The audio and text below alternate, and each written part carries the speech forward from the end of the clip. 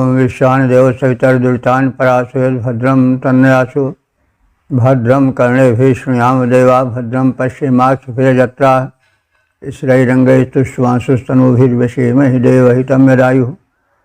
वेद प्रेमियों सुधे श्रोताओं, संप्रति हम सब ऋग्वेद के षष्ठ मंडल के 47वें सूक्त के 24वें मंत्र की व्याख्या में प्रवेश करने जा रहे हैं।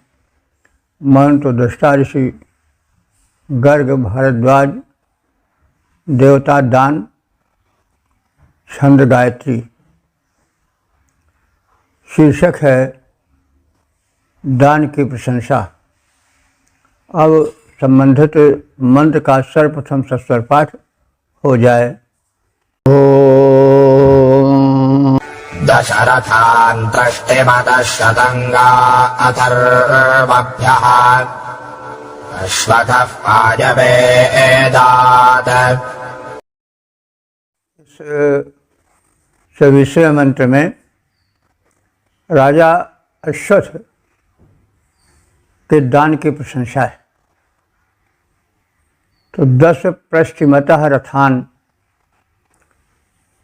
राजा अश्वत्थ ने 10 प्रतिशमतः माने पृष्ठिमतः माने अश्वों वाले, घोड़ों वाले, 10 घोड़ों से युक्त। 10 पृष्ठिमतः माने 10 घोड़ों से युक्त, रथान माने रथ को दिया। और उस अश्वत्थ नृप ने शतम गाह 100 गायें भी दी। इसको अथर्वभ्य, अथर्व गोत्रीय ऋषियों को दिया। और पायवे, पायु नामक ऋषि को दिया। किसने? अश्वत्थ, अर्थात अश्वत्थ नाम के राजा ने दिया। तो राजा अश्वत्थ ने भरद्वाज पुत्र पायु को और अथर्व गोत्रीय ऋषियों को अश्वों से युक्त 10 रथों को दान में दिया। और अथर्व गोत्रीय ऋषियों को 100 गायें प्रदान की हैं। भरद्वाज स्तुत पायु अश्वत्थ से घोड़ों से युक्त 10 रथ पाए और उसी दानी से पाए हैं अथर्वण ऋषि 100 गायें। तो राजा अथर्वण के दान की कथा है, दान का संकेत है, दान का वृत्तांत है। तो 10 रथ माने 10 रथ, राजा दशरथ नहीं, 10 रथ यानी घोड़ों से युक्त 10 रथ पाए, 10 रथों को प्राप्त किया। ओम वेद प्रेमियों, सुधे श्रोताओं, संप्रति हम सब ऋग्वेद के षष्ठ मंडल के 47वें सूक्त के 25वें मंत्र की व्याख्या में प्रवेश करने जा रहे हैं। मंत्र दृष्टा गर्ग भारद्वाज, छंद त्रिष्टुप, देवता दान स्तुति। शीर्षक है दानी की प्रशंसा। अब संबंधित मंत्र का सर्वप्रथम सस्वर पाठ हो जाए। महिराधा विश्वजन्यं दधानान् भरद्वाजान् चार्जयो अभ्यजष्टा। इस 25वें मंत्र में दान स्तुति की गई है। जो दाता है उसने तो दान दिया ही है, और जो दान पा रहा है वह भी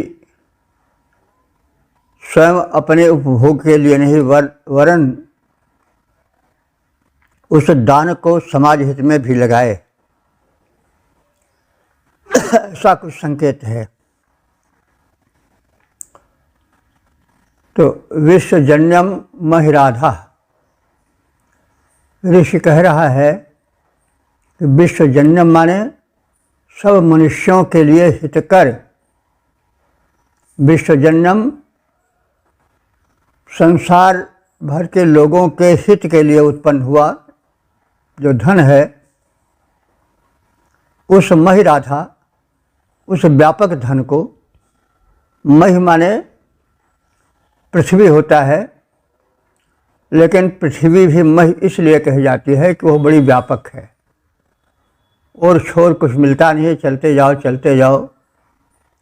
तो उसकी इस विशालता व्यापकता के कारण पृथ्वी को महि कर दिया गया है। वैसे महि का मूल अर्थ होता है व्यापक। तो विश्वजन्यम महि राधा, तो संसार के लिए, सभी मनुष्यों के लिए उत्पन्न हुए धन को और उस महान धन को जो विश्व कल्याण के लिए धन के स्वरूप में गिना जाता है, उसे दधानान भरद्वाजान, उसे भरद्वाज गोत्रीय ऋषियों ने ग्रहण किया और सारंजय का अर्थ होता सृंजय के पुत्र राजा प्रस्तोक ने। तो प्रस्तोक का पहले मंत्रों में भी जो पूर्व कहे गए हैं नाम आया है। प्रस्तोक एक दानी राजा थे और वे सृंजय राजा के पुत्र थे। तो सृंजय राजा के पुत्र होने का उनका नाम सारंजय पड़ा, क्योंकि पिता से पुत्र का नाम संबोधित होता रहा है। जैसे दशरथ से दाशरथ, रघु से राघव, तो ऐसे सृंजय से सारंजय। तो सृंजय राजा का पुत्र था प्रस्तोक।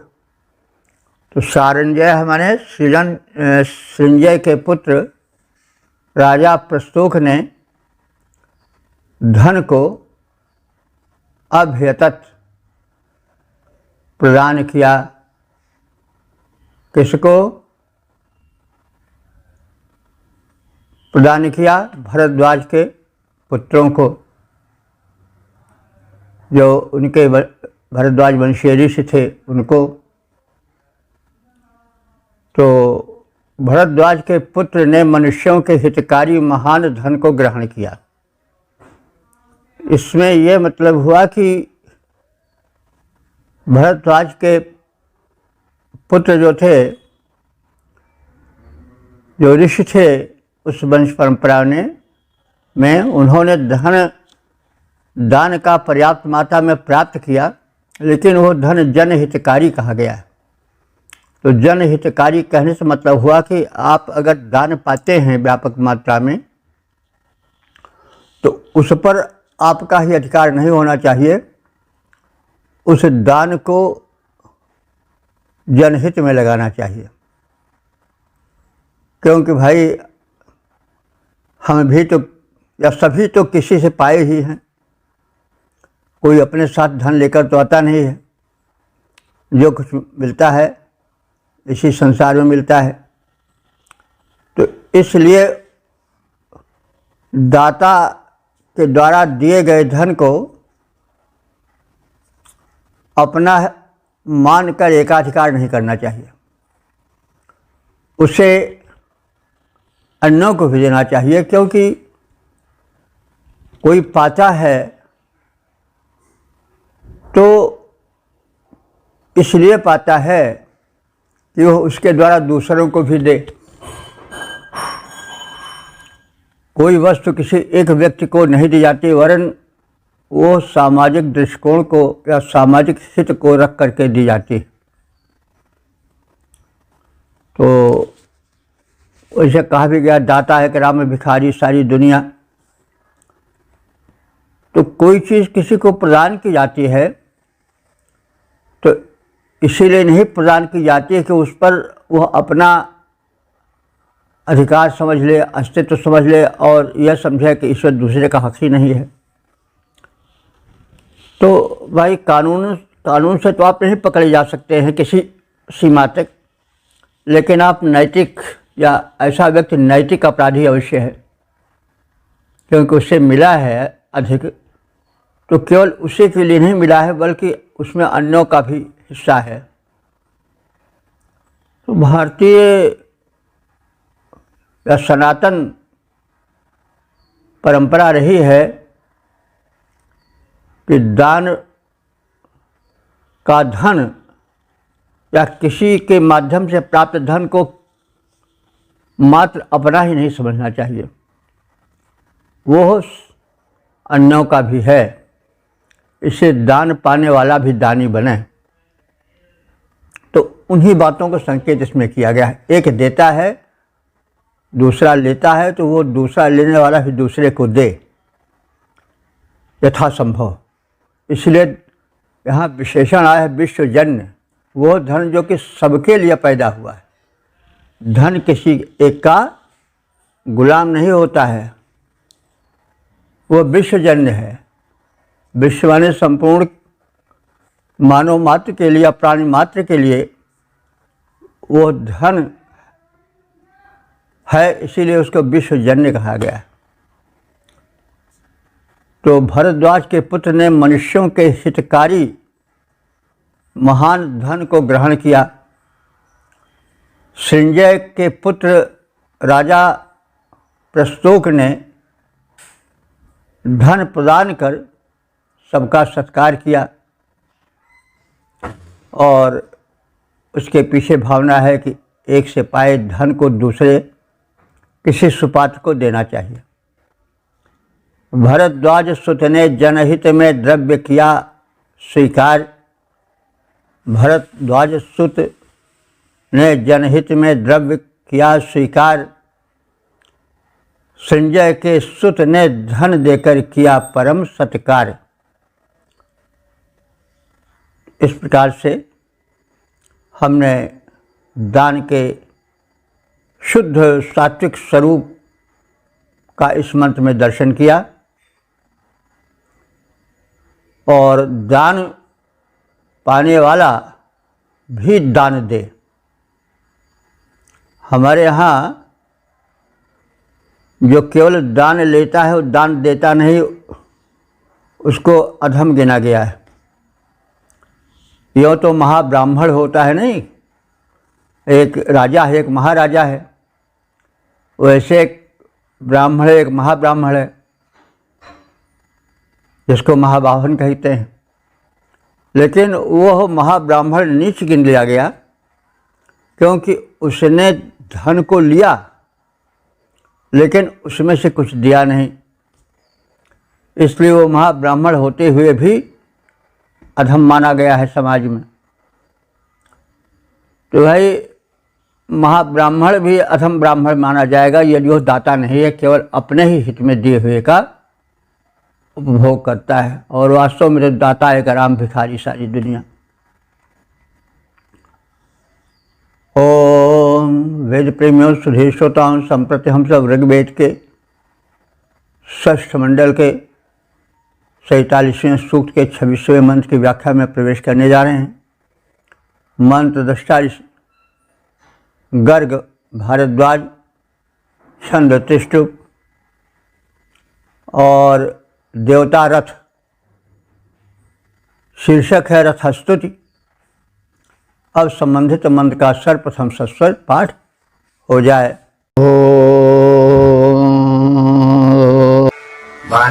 वनस्पतिर्वेद्वं गोहि भोजा अस्मच्छता प्रदरणः सुवेदाः गोभिः सन्नद्धो अधिवेणयस्वास्थाता ते जयतु जेत्वानि। इस 26वें मंत्र में युद्ध के साधनभूत रथ की प्रशंसा है। स्तुति है और उसको महत्ता देने के क्रम में उसको देवत्व भी प्रदान किया गया है। तो यह सनातन संस्कृति का, कल्चर का एक संदेश है कि हमें उपयोगी वस्तुएं जिन्हें हम जड़ समझते हैं और उनके साथ यथोचित व्यवहार नहीं करते हैं तो वो ठीक नहीं। प्रत्येक वस्तु देव है, जो हमें देव ही देव। हमारे वाहन हमको सुख देते हैं तो वो भी देवता है। तो रथ तो वैदिक युग के विजय का एक प्रधान साधन था। जिसका रथ जितना पुष्ट होता था, रथ में जुटे हुए अश्व जितने बलिष्ठ होते थे, विजय उतनी ही निकट आती जाती थी। तो रथ से और विजय का घनिष्ठ संबंध है। इसी प्रकार से अपने अपने स्थान पर सभी जड़ वस्तुएं भी उपास्य हैं, देव हैं, क्योंकि वे हमको विजय दिलाती हैं, धन दिलाती हैं, मान सम्मान दिलाती हैं, सुख सुविधा दिलाती हैं। इसलिए वे भी देवकोट में हैं, क्योंकि देव का अर्थ ही हुआ दानाथ, द्योतनाथ, दीपनाथ व देवा। जो दे स्वयं प्रकाशित हो, हमें प्रकाशित करे, सबके बीच हमारी महिमा बढ़ाए, वही देव है। तो सनातन संस्कृति में, वैदिक संस्कृति में किसी पदार्थ को जड़ मानकर उसका तिरस्कार नहीं करना चाहिए, उसका भी सत्कार करना चाहिए। प्रत्येक वस्तु उपयोगी है, हमसे संबंधित है, भले ही वह क्यों न जड़ हो, उसकी उपेक्षा नहीं होनी चाहिए। देववत उसका सम्मान होना चाहिए। तो यहाँ पर रथ, जो कि युद्ध का महत्वपूर्ण अंग था, जैसे कि आज नभसेना वायुयान का बड़ा महत्व है, वैसे यान रथ भी था। तो वैदिक युग में रथ का युद्ध में बड़ा महत्व था, वायुसेना की भांति या वायुयान की भांति। तो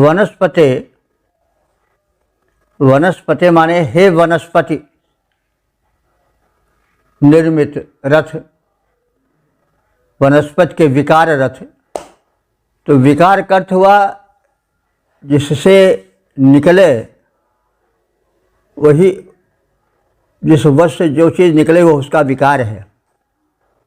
तो प्राय हमारा जो ध्यान जाता है, जैसे कहते हैं विकार सुनते ही हम कुछ भिनक से जाते हैं, भाई विकार शब्द तो बुरे अर्थ में होता है। नहीं, विकार का अर्थ होता है जो वस्तु अपने मूल वस्तु से निकलती है वो उसका विकार है।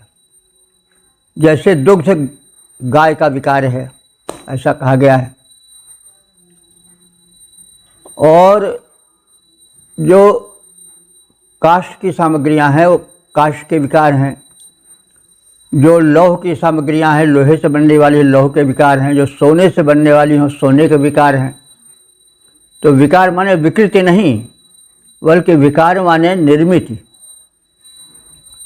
तो यहाँ पर यही अर्थ लेना चाहिए कि वनस्पति, हे वनस्पति के विकार रूप रथ, यानी काष्ठ निर्मित रथ। वीड वंगः भूयाः, तुम दृढ़ अवयवों वाले हो जाओ, या तुम्हारे अवयव अंग जो हैं वो दृढ़ हैं, सुदृढ़ हैं। अस्मत् सखा, हे रथ तुम हम सबके मित्र हो, सहायक हो। प्रतरणः सुवीरः, तुम सूरवीर योद्धाओं से युक्त होकर रहो। प्रतरणा सुवीरा, यानी तुम पर सूरवीर योद्धा आरूढ़ होकर के विजय हेतु प्रयाण करें। और तुम तो काफ़ी सुदृढ़ हो, क्योंकि उत्तम कोट के काष्ठ के विकार हो, यानी काष्ठ से बने हो। तुम्हारे जो बंधन है वो भी उच्च कोट के हैं। गोभी सन्नद्धा असि, गोभी माने गायों, तो यहाँ भी विकार शब्द है। तो यहाँ विकार जो है, क्योंकि बांधने का प्रयोजन है, इसलिए जो गाय का चर्म होता है उससे जो रस्सी बनती है सूख जाने पर वो बड़ी दृढ़ होती है। तो गोभी सन्नद्धा, तुम गाय के चमड़ी के डोर से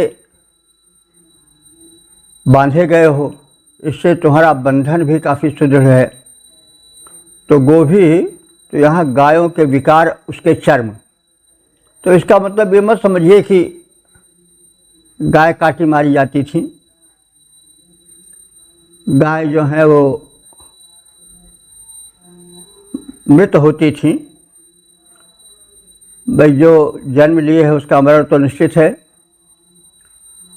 तो पालतू गायें भी मरती थीं, तो उसके बाद उनका चमड़ा निकलता था और उस चमड़े से पनही भी बनती थी, जूती भी बनती थी और चाबुक भी बनते थे और दृढ़तापूर्वक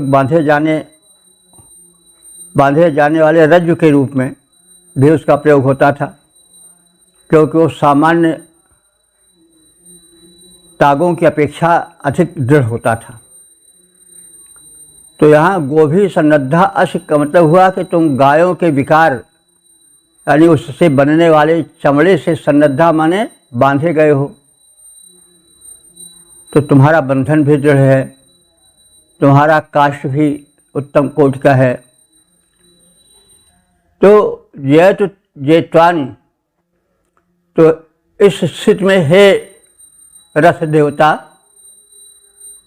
तुम जेत्वानि जेत्वानि माने जिन पर विजय पाई जानी है वे जेत्वानि हैं। तो जिन शत्रु सेनाओं पर विजय पाई जानी है उनको तुम जीत लो। मतलब रथ पर आरूढ़ रथी शत्रु सेनाएं जीतें सीधे सीधे, इस अर्थ में हम यह वाक्य ले सकते हैं। तो जेत्वानि यानी तुम जो जेतव्य, जीतने योग्य, पराजित करने योग्य सेना है, उस सेना को, शत्रु सेना को जीत लो। माने तुम पर आरूढ़ होकर के हमारे रथी जो हैं वो शत्रु सेनाएं जीते। तो हे वनस्पति या काष्ठ निर्मित रथ, तुम हमारे मित्र रूप में दृढ़ अवयवों से युक्त होकर और श्रेष्ठ योद्धाओं से संपन्न होकर हमें संकटों से पार लगाओ। तुम गोचर्म निर्मित डोर से सुबद्ध हो, तुम्हारे ऊपर आरूढ़ रथी संग्रामों में शत्रु सेनाओं को जीतें। हे काष्ठ विनिर्मित रथ, हे काष्ठ विनिर्मित रथ, सारे अवयव हों पुष्ट तुम्हारे योद्धाओं से युक्त हुए तुम संकट हरो हमारे। डोर निबद्ध तुम्हारे ऊपर होकर रथी सवार जीतें रण क्षेत्र में करें शत्रु सैन्य संहार। ओम। वेद प्रेमियों, सुधे श्रोताओं, संप्रति हम सब ऋग्वेद के षष्ठ मंडल के 47वें सूक्त के 27वें मंत्र की व्याख्या में प्रवेश करने जा रहे हैं। मंत्र दृष्टा ऋषि हैं गर्ग भारद्वाज और छंद त्रिष्टुप तथा देवता रथ हैं। शीर्षक है रथस्तुति। अब संबंधित मंत्र का सर्वप्रथम सस्वर पाठ हो जाए। ओम दिवस्पृथिव्याः पर्योत उद्धृतं वनस्पतिभ्यः पर्यावृतं सहाः अपामोज्मानं परिगोभिरावृतमिन्द्रस्य वज्रं हविषा रथैः यजात्। इस 27वें मंत्र में रथ की दिव्यता का कथन है। रथ दिव्य शक्तियों से परिपूर्ण है, क्योंकि जो काष्य है वह प्रकृति के सशक्त ऊर्जा को अपने में सोखे हुए है, क्योंकि ऊर्जा का प्रसार तो सर्वत्र वातावरण में सूक्ष्म रूप से रहता है। वनस्पतियां उसका शोषण करती हैं। कुछ वनस्पतियां पोषक तत्व को, पौष्टिकता को अधिक शोषित करती हैं, जैसे शीशम हुआ। शीशम शाखों की लकड़ी इतनी पुष्ट होती है कि आप ध्यान देकर देखें तो रेलवे लाइन में जो पटरी रहती है, ट्रैक रहता है, उसमें जहाँ तहाँ शीशम या साखू या इस प्रकार के कोई पुष्ट काष्ठ होते हैं जिनको आधार रूप में रखा जाता है, और रातों दिन गाड़ियाँ भागती रहती हैं, लेकिन उस काष्ठ पर प्रभाव नहीं पड़ता है। और एक काष्ठ ऐसा होता है, रेंगड़ होता है, पर जल्दी टूट जाता है। तो प्रकृति से तो सभी बल ले रहे हैं, और प्रकृति में ऊर्जा रूप में प्रसार है सभी प्रकार की शक्तियों का, सभी प्रकार के रसों का, ऊर्जाओं का, तत्वों का। लेकिन जो तत्व किसी विशेष तत्व को अपने में आकर्षित करके उसको पचा लेता है, तो उस तत्व से अधिक पुष्ट समृद्ध हो जाता है। तो यहाँ रथ के संदर्भ में कहा जा रहा है कि वह काष्ठ जिससे रथ निर्मित हुआ है वो साधारण नहीं है। देवा पृथिव्या, देवा माने द्विलोक और पृथिव्या माने भूलोक से उद्भृतम ओजः परि, उसमें से ओज को उद्धृत किया है, उसने निकाला है, और धरा गगन में जो ऊर्जा के पौष्टिकता के तत्व विद्यमान है उसको अवशोषित किया है इस रथ के काष्ठ ने।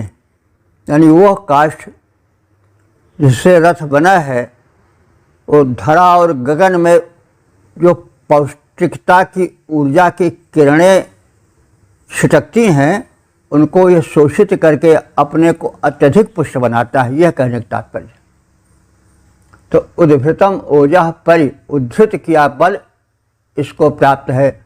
धरा और गगन में जो ओजस्विता, दृढ़ता के, पौष्टिकता के तत्व विद्यमान हैं सूक्ष्म रूप से, उनको इस काष्ठ जिनके द्वारा रथ निर्मित हुआ है उसमें भली प्रकार से समाये हुए हैं और उसको पुष्ट बनाए हुए हैं। तो देवा पृथिव्या, द्विलोक और भूलोक में उद्धृतम ओजः परि, जो सूक्ष्म पौष्टिकता के तत्व हैं उनसे इसका बल उद्धृत है। यानी इस पौष्टिकता को के बल को उसने धरा और गगन से सूक्ष्म रूप से खींचा है, और उस काष्ठ से इस रथ का निर्माण हुआ है। वनस्पतिभ्यः परि, और इस रथ में प्रयुक्त वनस्पतियों यानी काष्ठ में जो अभृतम माने संचित, सह माने बल है, वह बल अपाम ओजमानम, जल तत्व, और ओजमानम माने ओज तत्व से युक्त है। तो इस प्रकार से जो दृढ़ता, पौष्टिकता संबंधी ऊर्जा की किरणें हैं, उसको इस रथ में प्रयुक्त काष्ठ ने खींचा है, उससे युक्त है। साथ साथ जल के तत्वों और तेज के तत्वों से भी इस रथ के काष्ठ युक्त हैं। यानी जिस काष्ठ से यह रथ बना है उसमें जल के भी दिव्य तत्व और तेज के दिव्य तत्व सूक्ष्म रूप से विद्यमान है। इसके साथ ही साथ यह रथ गोभी परिआवृतम, गोभी माने गायों के चर्म की डोर से, आवृतम माने ढका हुआ है अथवा बंधा हुआ है, निबद्ध है। इंद्रस्य वज्रम रथम, इंद्र के वज्र का भी तत्व इसमें समाहित है, इसलिए और अधिक पुष्ट है रथ। हे यजमानों, हे ऋतुजों, हे पुरोधाओ, हविषा यज, ऐसे दिव्य रथ का हव्य प्रदान द्वारा यजन करो, पूजन करो, क्योंकि यह रथ दिव्य है। तो भाई युद्ध क्षेत्र में प्रयुक्त होने वाले रथ से तो इसका सीधा संबंध है ही, क्योंकि युद्ध तो हर युग में करना पड़ा है और करना पड़ेगा। युद्ध तो सृष्टि का एक अनिवार्य अंग है, और कहा भी जाता भाई सर्वाइवल ऑफ द फिटेस्ट। इस दुनिया में वही रह पावेगा जो फिट ही नहीं, फिटेस्ट होगा। कमज़ोरों का इस दुनिया में रहने का अधिकार ही नहीं है। प्रकृति का नियम ही है कि यहाँ बचता कौन है, जो फिट होता है, फिटेस्ट होता है। सर्वाइवल ऑफ द फिटेस्ट, वही सुरक्षित रह पाएगा जो दृढ़ ही नहीं दृढ़तम होगा, फिटेस्ट होगा। तो भाई ये तो सृष्टि का नियम है, कोई क्या करे इसको। तो इस नियम को ध्यान में रख करके मनुष्य को काम करना चाहिए कि वो अपने को फिट ही नहीं फिटेस्ट बनावे, अगर उसे दुनिया में जीना है। नहीं तो मरना कई प्रकार से होता, घुट घुट के भी मरना पड़ता है। तो हम इस शरीर को भी रथ मान सकते हैं, क्योंकि शरीर को रथ कहा गया है। आत्मानम रथनम विद्धे शरीरम रथमेवचा, हम आत्मा रूप में इस पर सवार हैं, इसलिए हम रथी हैं, और यह जो शरीर है यह रथ है, ऐसा कहा भी गया है। तुलसीदास जी ने रथ रूपक में बहुत कुछ कहा है, और उसे एक अध्यात्म का रूप दिया है। तो ऐसे यहाँ भी हम अध्यात्म का भी दर्शन कर सकते हैं। रथ को शरीर रूपी रथ से जोड़ सकते हैं जिस पर कि आत्मा सवार है। तो वही जब रथ पुष्ट होगा तभी तो कार्य चलेगा। वैसे शरीर जब पुष्ट होगा तभी तो धर्म अर्थ काम मोक्षाणाम आरोग्य मूल उत्तमम में कहा गया है। धर्म अर्थ काम और मोक्ष का मूल क्या है? आरोग्य। जो दुर्बल है, जो रोगी है, जो चल फिर नहीं पाता है ठीक से, वो क्या पुरुषार्थ दिखावेगा?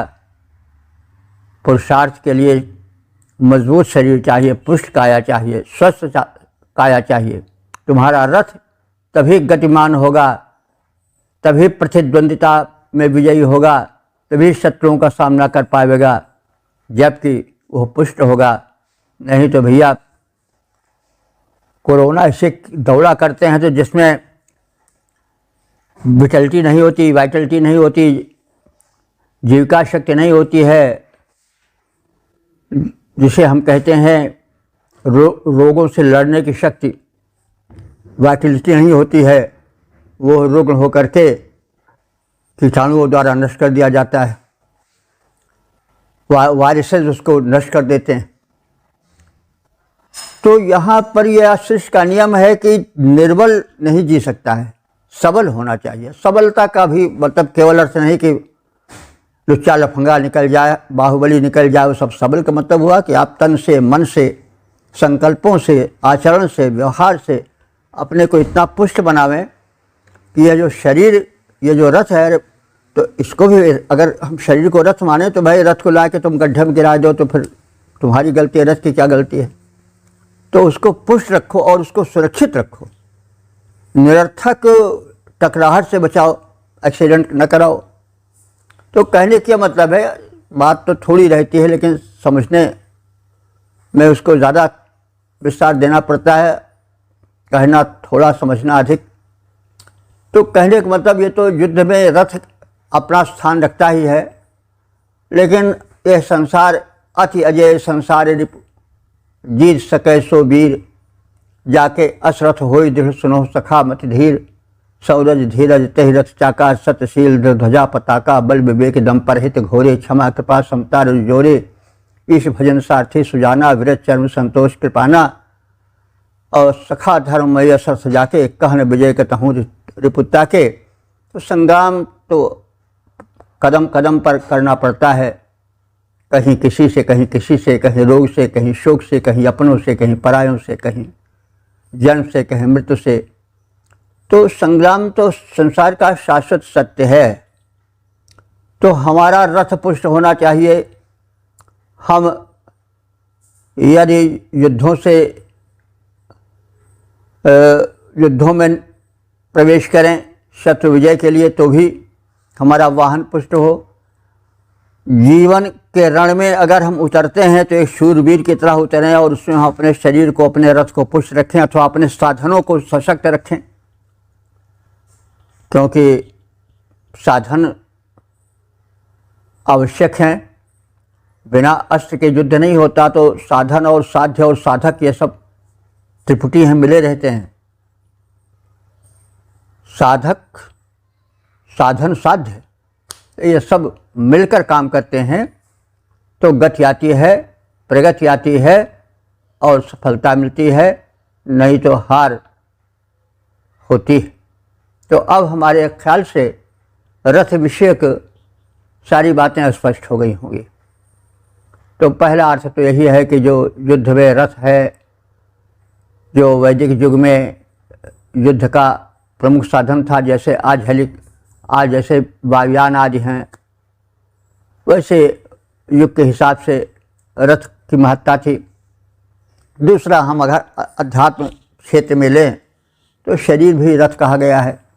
खैर, इन सबके मध्य आप अर्थ निकालें। द्विलोक और भूलोक के तत्वों से निकला बल इस रथ के काष्ठ में सन्निहित है। यानी द्विलोक और भूलोक में जो ऊर्जा के तत्व हैं, जो उसमें सूक्ष्म रूप से तैरा करते हैं, उन ऊर्जा के तत्वों को इस रथ के काष्ठ ने सोख लिया है और उसी काष्ठ से यह रथ निर्मित हुआ है। जल के तत्व और तेज के तत्व इसमें सामर्थ्य भरते हैं और इससे यह रथ परिपुष्ट हो चुका है। गोचर्म निर्मित डोर से रथ के अवयव चारों ओर से विधिवत निबद्ध हैं तथा इस पर इंद्र का वज्र विराजमान है, यानी उसका भी संरक्षण इसको प्राप्त है। हे पुरोधाओ, हे ऋतुजो, हव्य द्वारा इस रथ का पूजन करो।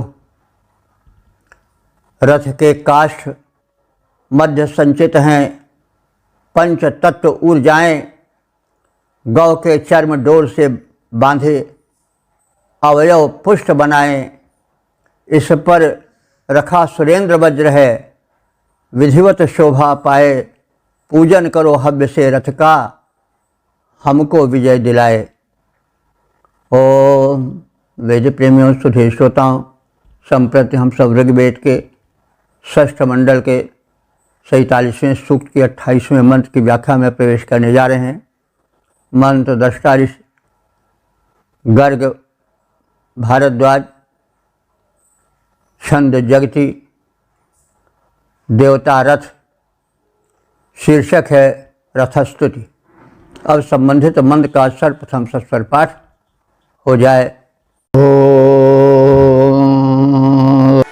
इन्द्रस्य वज्रो मरुतामनेकम् मित्रस्य दर्भो वरुणस्य नाभिः क्षेमान्नो हव्यदादिन्दुषाणो देवरथ प्रतिहव्याग्रभाज।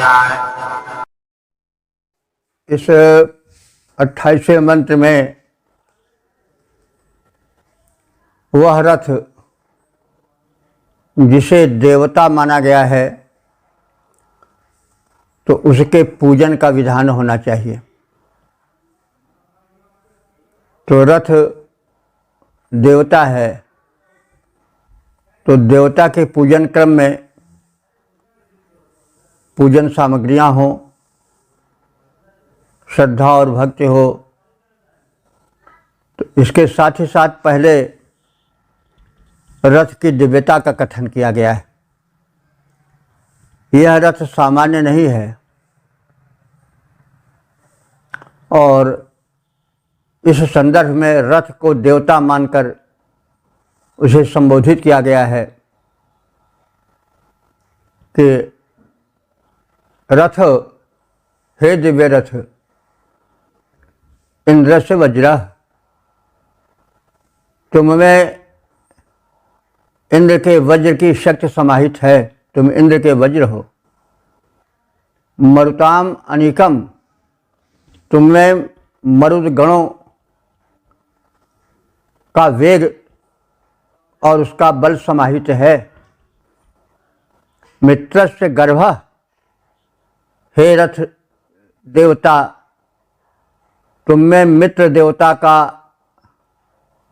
गर्भ अर्थात उसकी सारभूत शक्ति निहित है।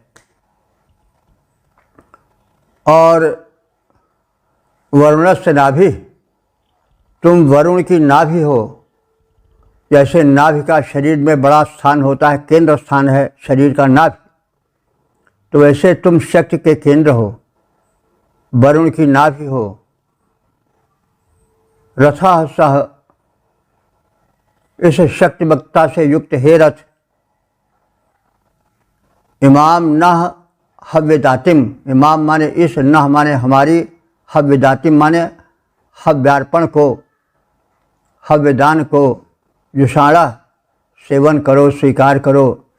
हव्या प्रतिगृभाय, और हमारे हव्य को, पूजन सामग्रियों को, पुरोडाश आदि को ग्रहण करो। तो इसमें स्पष्ट रूप से रथ के पूजन का कथन है। और जैसे सभी देवताओं का पूजन किया जाता है स्तुति द्वारा और हव्यार्पण द्वारा, पुरोडाश आदि के द्वारा, वैसे ही इसमें रथ के पूजन का विधान वर्णित है। तो हे दिव्य रथ, हमारे यज्ञ में प्रसन्न होकर हव्य ग्रहण करो, क्योंकि तुम इंद्र के वज्र की दृढ़ता, मरुतों का वेग, मित्रदेव और वरुण देव की शक्तियों का तत्व अपने में संजोए हुए हो। तुम महान हो। हमारे पूजन को, हमारे प्रोडाशादि को, हमारी स्तुतियों को ग्रहण करो। हे रथ दिव्य, प्रसन्न यज्ञ में हव्य करो स्वीकार। हे रथ दिव्य, प्रसन्न यज्ञ में हव्य करो स्वीकार। तुम में इंद्र वज्र की दृढ़ता व्यापित है साकार। वेग मरुत का, मित्र वरुण की, तुम में संचित शक्ति, शक्तिसार सन्निहित सभी का मेरी है अनुरक्ति। ओम वेद प्रेमियों, सुधीर श्रोताओं, संप्रति हम सब ऋग्वेद के षष्ठ मंडल के 47वें सूक्त के 29वें मंत्र की व्याख्या में प्रवेश करने जा रहे हैं। मंत्र दृष्टा गर्ग भारद्वाज, छंद त्रिष्टुप, देवता दुंदुभि, और शीर्षक है दुंदुभ की स्तुति। अब संबंधित मंत्र का सर्वप्रथम सस्वर पाठ हो जाए। उपश्वासय पृथिवे मुदद्याम् वरुत्रादे मनताम् विष्णितम् जगत् सदन्दमे सजोरिन्द्रेण देवैर्द्योराद्दवीजो अपसेधशत्रून्। इस 29वें मंत्र में रणवाद्य दुंदुभि का स्तवन है। दुंदुभि घोष से शत्रु के दिल दहल जाएं और जन सामान्य में दुंदुभि सम्मान पाए अपने घोष के माध्यम से। तो इसी तथ्य को इसमें कहा गया है, जैसा हम पहले भी निवेदन कर रहे हैं या करते आए हैं कि हमारे यहाँ या हमारी इस वैदिक संस्कृति में, सनातन संस्कृति में प्रत्येक वस्तु को सम्मान करने का कथन है। वह जड़ है तो भी समादृत होनी चाहिए, और हम ऐसा करते भी हैं। जब असलाहक होता है शस्त्रागार में तो उसकी सुरक्षा करते हैं, उसकी सफाई करते हैं। रणवाद्य को हम सजाते संवारते हैं तो वही सजाना संवारना, वही उसकी पूजा है। तो जो हमसे संबंधित वस्तुएं हैं वे भले ही जड़ क्यों न हों, उनका सम्मान, उनका रख रखाव, उनका पूजन देवतुल्य ही होना चाहिए। हम किसी वस्तु को जड़ मान करके उसे ठुकराएं नहीं, क्योंकि संसार में प्रत्येक वस्तु बदला लेती है। जड़ है तो भी बदला लेगी। अगर आप अपनी बंदूक, अपना हथियार सजाए संवारे नहीं हैं, उसमें जंग लग जाएगा तो फिर क्या धोखा हो सकता है आपके साथ। आपकी बंदूक आपकी लापरवाही के कारण यदि साफ नहीं है उसकी नली, या कोई विकार है, तो फिर जान उसके कारण आपकी जा सकती है या किसी की जा सकती है। तो कहने का मतलब है कि यह कोई ऐसी बात नहीं कि लोग समझें क्या वेद मंत्र है जो देखो उसके आगे से झुकाए रहा है। तो भाई समझिए कि जो इसके मूल को नहीं समझता है वो भूल में रहता है। प्रत्येक जड़ वस्तु भी एक अपनी महत्ता, अपनी सत्ता रखती है, और वो भी उसी प्रकार से वंद्य है, अभिनंदनीय है, वंदनीय है, जैसे कोई मनुष्य हो, कोई जीवित प्राणी हो। तो दुंदुभे हे रणवाद्य दुंदुभि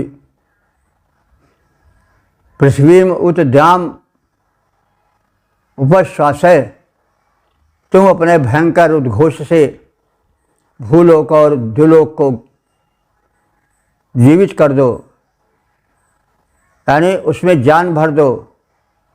वो तुम्हारे घोष से परिपूरित हो जाएं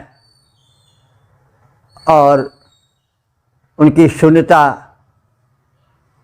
नष्ट हो जाए, उनमें भी एक जान आ जाए। तो हे दुंदुभे, हे रणवाद्य, तुम पृथ्वी और आकाश को अपने घोष से जीवित करो, अर्थात उसमें जान डाल दो, उसको परिपूरित कर दो। वे स्थितिम जगत्ते पुरुत्राम मनुताम, विशेष रूप से स्थिर जगत तेरे शब्द की अनेक प्रकार से तुम्हें सम्मान देने लगे। तो हे दुंदुभि,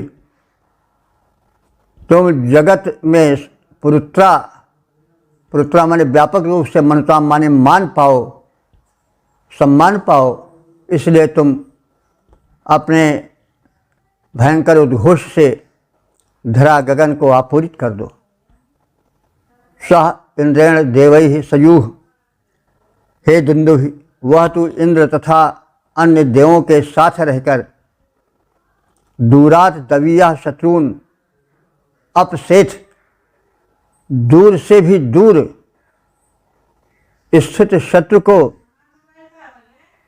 हमसे भगा दो, यानी हमसे दूर कर दो। यानी तुम्हारे भयंकर घोष से डर कर शत्रु बहुत दूर भाग जाएं। तो रणवाद्य का ही महत्व होता है कि शत्रुओं के दिल दहल जाएं। तो रणवाद्य दुंदुभि का स्तवन है। दुंदुभि घोष से शत्रु के दिल दहल जाएं और जन सामान्य में दुंदुभि घोष सम्मान पाए। तो रणवाद्य दुंदुभि की महत्ता का कथन किया गया है कि हे दुंदुभि, अपने घोष से तुम भूलोक तथा द्विलोक को गुंजित कर दो, आपूरित कर दो। जड़ जंगम जगत तुम्हारे घोष से परिचित होकर तुम्हें सम्मान देने को विवश हो जाए। तुम इंद्र और अन्य देवों के साथ हमारे शत्रुओं को दूर भगा दो। तुम्हारे उद्घोष से शत्रु कंपित होकर भाग खड़े हों, टिक न पावें। तुम्हारा शब्द ही इतना भयंकर हो कि शत्रुओं का दिल दहल जाए। रणवाद्य दुंदुभे, तेरी ध्वनि अवनी अंबर में छा जाए। जड़ जंगम जग सम्मान करे, आगे नतमस्तक हो जाए। परिचित हो जाए जग तुमसे, आतंक तुम्हारा यों छाए। इंद्रादि देव के संग देख, वैरी दल चटपट भग जाए। ओम वेद प्रेमियों, सुधीर श्रोताओं, संप्रति हम सब ऋग्वेद के 6ठ मंडल के 47वें सूक्त के 30वें मंत्र की व्याख्या में प्रवेश करने जा रहे हैं। मंत्र दृष्टा इस गर्ग भारद्वाज, छंद त्रिशुप, देवता दुंदुभि। शीर्षक है दुंदुभि स्तुति। अब संबंधित मंत्र का सर्वप्रथम सस्वर पाठ हो जाए। आक्रन्दय बलमोजो न आधानिस्तनिः दुरिता बाधमानः अपप्राथदन्दवे दुच्छना इत इन्द्रस्य मुष्टिरसि बीडजस्मात्। इस 30वें मंत्र में रणवाद्य दुंदुभि के घोष से उत्पन्न जो एक शत्रु दल में खलबल मच गई, उसका कथन है। तो युद्ध में रणवाद्य का बड़ा महत्व होता है। आज भी सेना में ये रणवाद्य का एक अलग ग्रुप होता है, उसको सम्मान दिया जाता है, अच्छा खासा वेतन भी मिलता है, उसमें भी पद होते हैं। तो रणवाद्य का बड़ा महत्व होता है। तो वैदिक युग में दुंदुभि नगाड़े बजते थे और उसके बजने पर क्या प्रतिक्रिया होती थी शत्रु दल में, इसका कथन है। और दुंदुभि से प्रार्थना की गई है कि वह हम सबके हित में बजे, हमारे शत्रुओं के दिल को दहला दे, हमें विजय दिलाए, शत्रु सेनाएं भाग खड़ी हों। जैसे शिवाजी का एक छंद है, मतलब शिवाजी की स्तुति में कहा गया, भूषण कवि का एक छंद है कि बाजत निशाने शिवराज जो नरेश के, शिवराज यानी शिवाजी के जब रणवाद्य बजते थे तो नग बहराने ग्राम नगर पराने सुनी, बाजत निशाने शिवराज जो नरेश के। और हाथिन के हौदाव के साने कुंभकुंजर के, और भवन को भजाने यल छूटे लटकेश के। उस नगाड़े की ध्वनि से, दुंदुभि की ध्वनि से, उसके घोष से शत्रु सेना में खलबली मच जाती थी। और हाथिये भड़क करके भागने लग जाते थे। और अलिमाने जो बड़े बड़े योद्धा थे वो हाथियों के भागने से उनके केश अस्त व्यस्त हो जाते थे। नग बहराने ग्राम नगर पाराने सुन बाजत निशाने शिवराज जो नरेश के, और भवन को भजाने अली छूटे लटकेश के। हाथिन के हौदा उकसाने कुंभ कुंजर के, और भवन को भजाने अली छूटे लटकेश के। जो शत्रु सेना के बड़े बड़े अली माने बड़े बड़े सरदार थे वो सहन नहीं कर सके उस दुंदुभि घोष को, नगाड़े के घोष को, युद्ध वाद्य को, और भागने लगे अपने घर की ओर। और इतने तेज से भागे कि हाथियों के भागने से जो एक उछाल हुआ उससे उनके जो बंधे हुए केश थे वे खुल गए। बहरहाल ये जो एक रणघोष रणवाद्य के घोष की भयानकता है जो शत्रुओं के दिल को दहला देती है, उसी का चित्रण इस मंत्र में भी है। ये तो हमें थोड़ा याद आ गया शिवाजी का, वो शिवाजी के स्तुति में या उनकी प्रशंसा में भूषण कवि द्वारा कहा हुआ एक छंद जो कि दुंदुभि घोष अथवा युद्ध के नगाड़े बजने पर होता था। तो कुछ ऐसा ही वर्णन इस मंत्र में भी मिलता है। और कहा गया है कि हे दुंदुभि, तुम इतने तीव्र ध्वनि में बजो, हे युद्ध के घोष करने वाले दुंदुभि, तुम इस तीव्रता से बजो कि शत्रुओं के दिल दहल जाएं। दुंदुभे, हे रणवाद्य दुंदुभि, आक्रंदे, तुम हमारे शत्रुओं को रुला दो। बलम ओजम न आधाह, और हमको यानी हमारे सैनिकों में वो ओज और बल भर दो कि वे आगे उत्साहित होकर रण भूमि की ओर बढ़ें और शत्रुओं के छक्के छुड़ा दें। दुरिता बाध माना निस्तनि, दुरिता माने पापियों का नाश कर दो। दुरिता बाध माना, पापियों को बाधित करते हुए, निस्तनि, अपने घोष से उनको कंपित कर दो। दक्षुणाः इतः अपप्रोथ, हमारे दुखों का कारण बनी शत्रु सेना हमसे दूर भाग खड़ी हो। दक्षुणाः इतः अपप्रोथः, तो दक्षिणा माने हमारे दुखों का कारण बनी हुई, इतः अपप्रोथ, शत्रु सेना, इतः माने यहाँ से, अपप्रोथ माने भाग खड़ी हो, और उसे तुम दूर करो। इंद्रस्य मुष्टि हसि, हे दुंदुभि, हे दुंदुभे, तुम इंद्र की मुष्टिका हो। इंद्रस्य मुष्टि असि, वीर्यस्तु, हमें समर्थ बनाओ, हमें ओज तेज भर कर शत्रुओं के सामना करने में सक्षम बनाओ।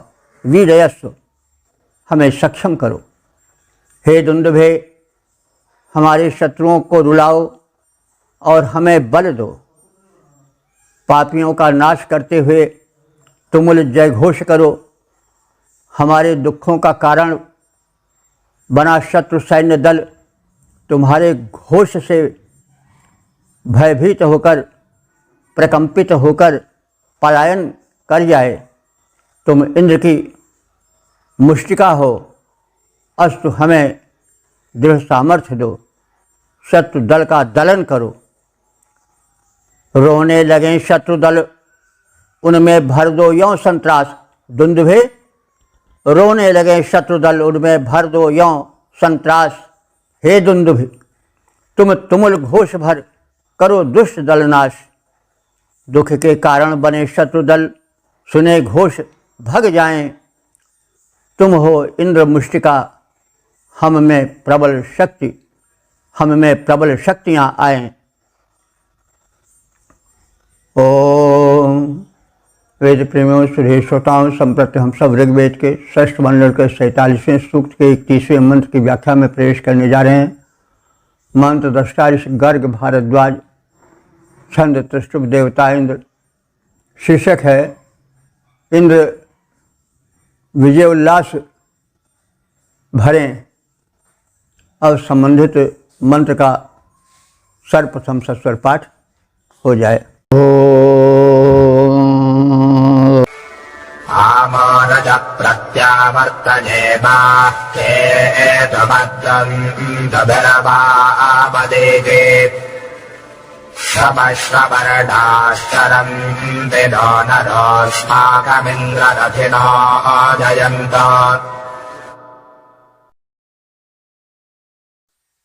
इस 31वें मंत्र में जो समापन का मंत्र है, इसमें युद्ध के देवता इंद्र से विजय का सामर्थ्य भरने वाले इंद्र से स्तुति की गई है कि इंद्र हमें वो सामर्थ्य भरें कि शत्रु सेना भाग खड़ी हों और हमारी विजयी सेना उनको खदेड़ कर लौटे। विजय घोष दुंदुभियाँ करें, झंडे लहराकर हमारी विजय को बतावें, हमारा झंडा गड़ जाए और घुड़सवार हमारे वीर सैनिक शत्रुओं से युद्ध करके उन्हें खदेड़ दें। तो इस प्रकार से इंद्र हमें वो सामर्थ्य भरें कि हम युद्ध में विजयी हों। तो देखिए, ये एक बात है कि वैदिक ऋषि आशावादी थे।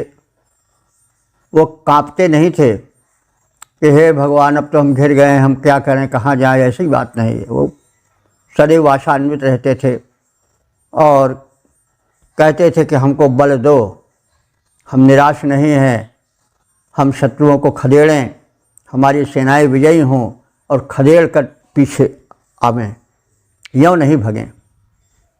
तो इंद्र, हे सर्वस्वामिन शक्तिमान इंद्रदेव, अमूह अज, अमूह कहते हैं शत्रु सेना को, अमूह अज शत्रु के सेना को हमसे दूर हटा दो, वे पराजित होकर भाग जाएं।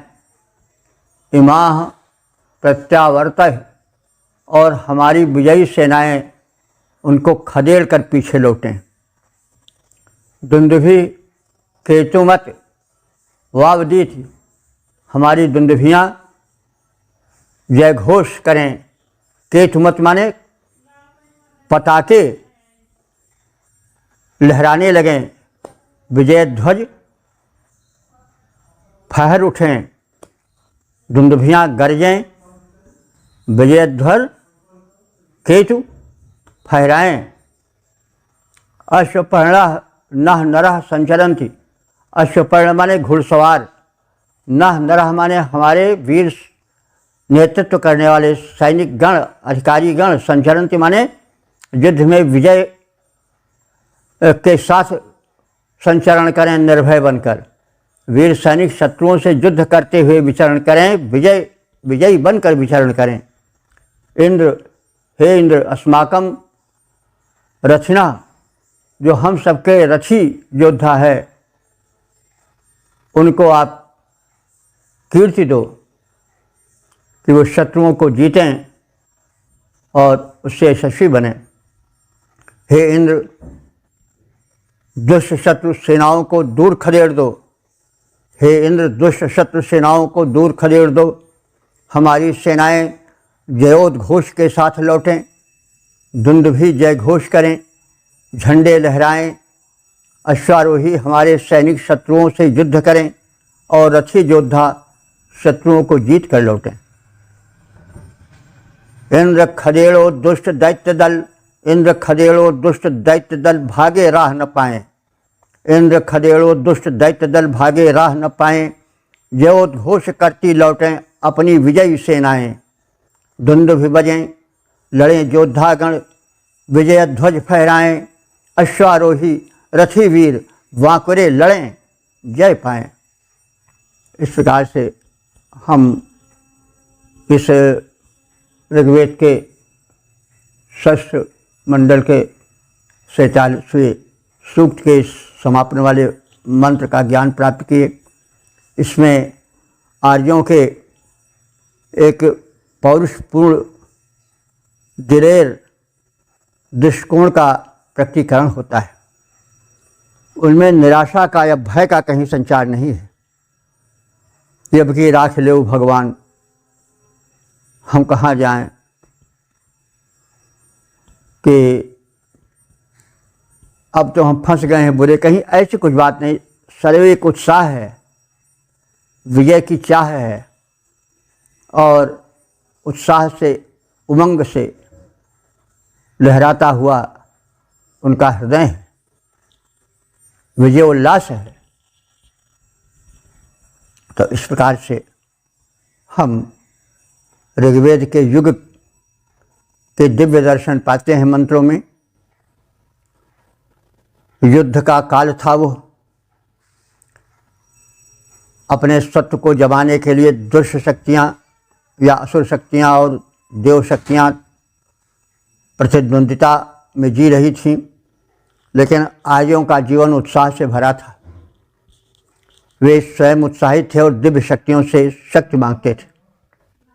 तो अब हम इस सूक्त का संक्षिप्त सार भी जान लें और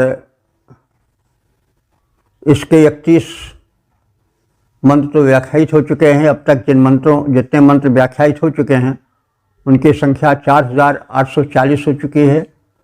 यह परमात्मा की परम अनुकंपा है, वेद भगवान की साक्षात दया है। तो इस सूक्त के मंत्र संख्या 1 से 5 तक तो सोम स्तुति है।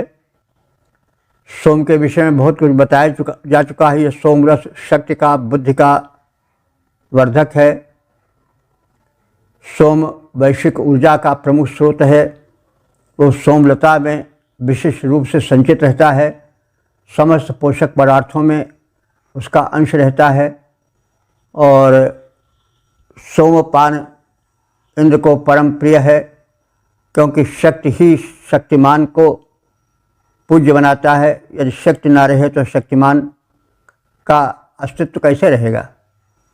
तो इस प्रकार से सोम और इंद्र के संबंध पर भी प्रकाश डाला गया है और इंद्र से शक्तिमत्ता, संरक्षण, सुखी समृद्ध जीवन की प्रार्थनाएं की गई हैं।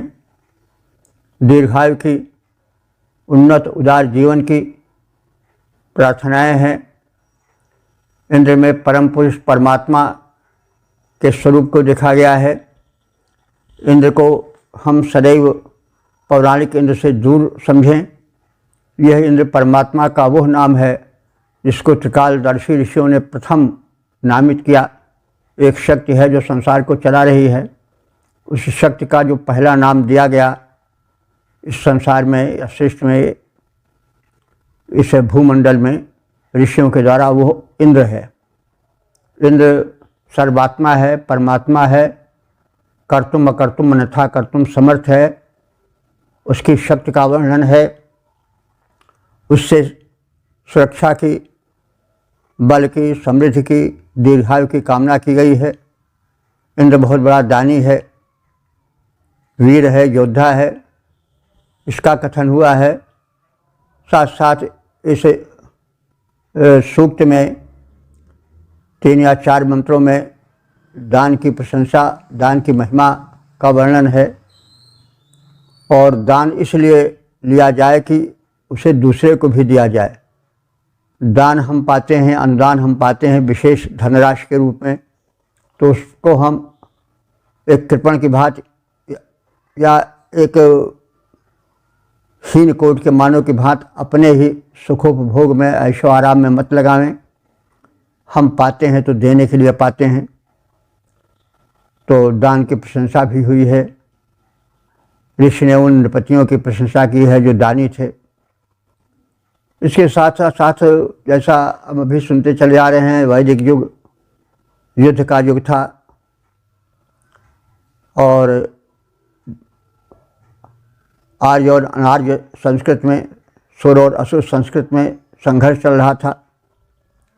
संघर्ष में वैचारिक संघर्ष के साथ साथ शारीरिक या यौद्धिक युद्ध संबंधी भी भिड़ंत होती रहती थी।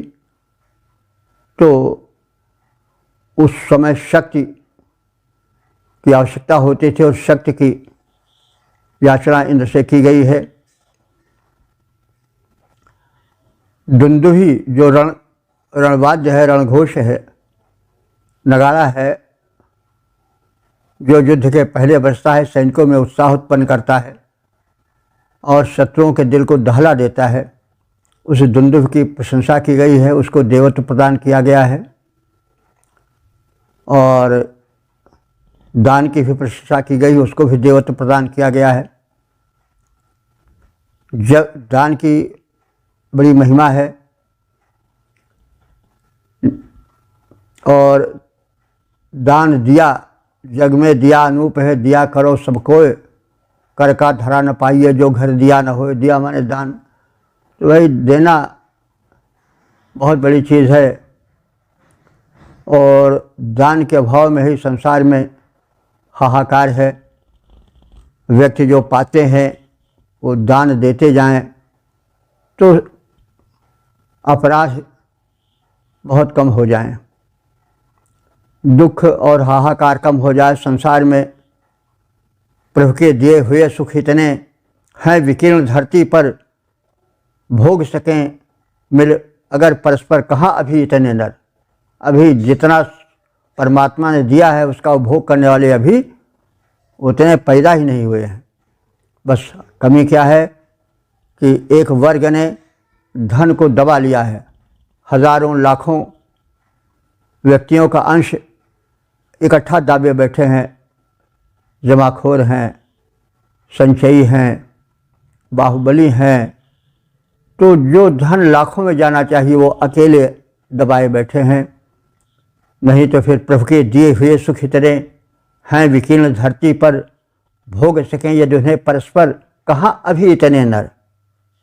तो इस प्रकार से दान की महिमा, दानी जीवन की प्रेरणा भी सूक्त में है।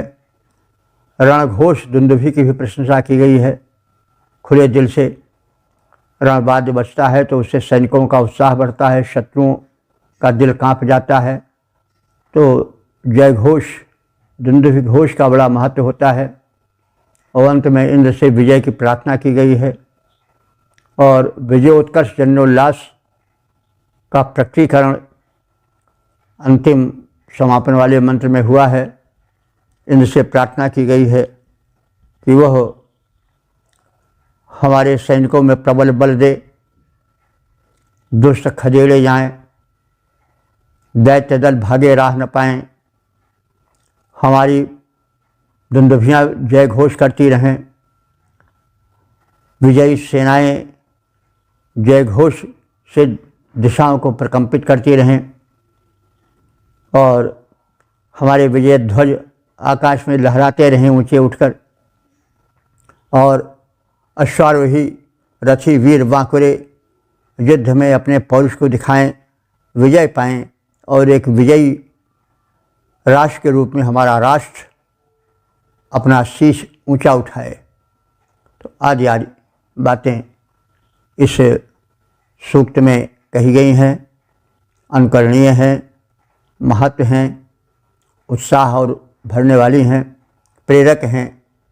तो हम इन मंत्रों के अर्थ में प्रवेश करके उसका लाभ उठाएं, प्रचार करें, प्रसार करें, धन्य बने और धन्य बनाएं। ओम सर्वे भवन्तु सुखिनः, सर्वे सन्तु निरामयाः, सर्वे भद्राणि पश्यन्तु माँ कश्चित् दुःख भाग भवेत्।